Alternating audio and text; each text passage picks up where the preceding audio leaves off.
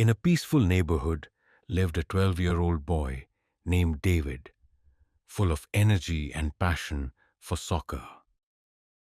Every evening, he would dash to the nearby field, practicing shots, dribbling, and imagining himself as a star player. But at school, David had a subject he truly dreaded: math. One afternoon, David returned home with a gloomy expression. He tossed his school bag aside and collapsed on the couch. His father, noticing the change in his cheerful son, sat beside him and gently asked, "What's bothering you, David?" David sighed.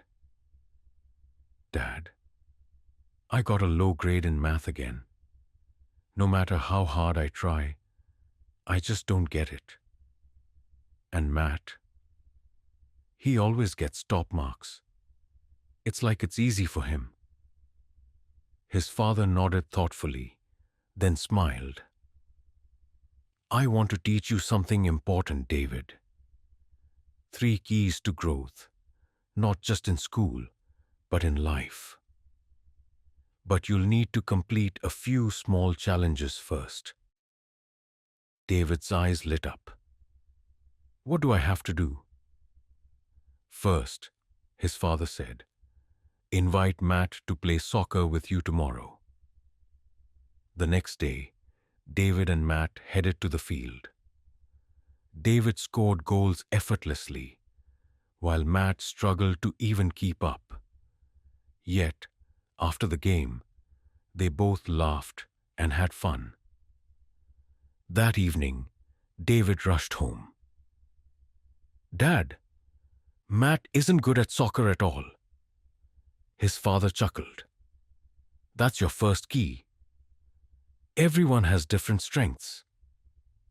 Just like you're great at soccer, Matt is great at math. And that's okay." David nodded, beginning to understand. "Tomorrow," his father continued, "observe Matt closely. Watch how he interacts with math throughout the day." At school the next day, David quietly watched. Matt solved puzzles at recess, calculated change at lunch, and even counted the petals on a flower during art. Later, David reported to his dad, "Matt practices math all day, even when he doesn't have to." "Exactly," said his father. "Here's the second key.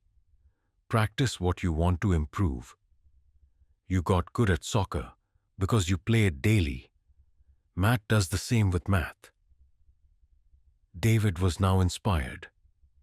"For the final key," his father said, "I want you to study math 3 times harder tomorrow."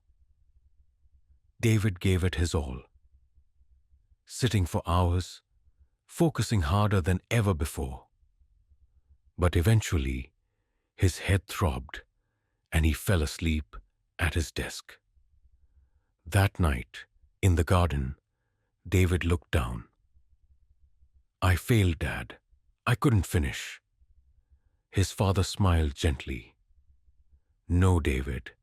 You just learned the third key. Success is easier when you love what you do. Soccer never made you tired, but math did, because you haven't found a way to enjoy it yet." David thought for a moment. "So I should either do what I love or find love in what I do?" His father nodded proudly.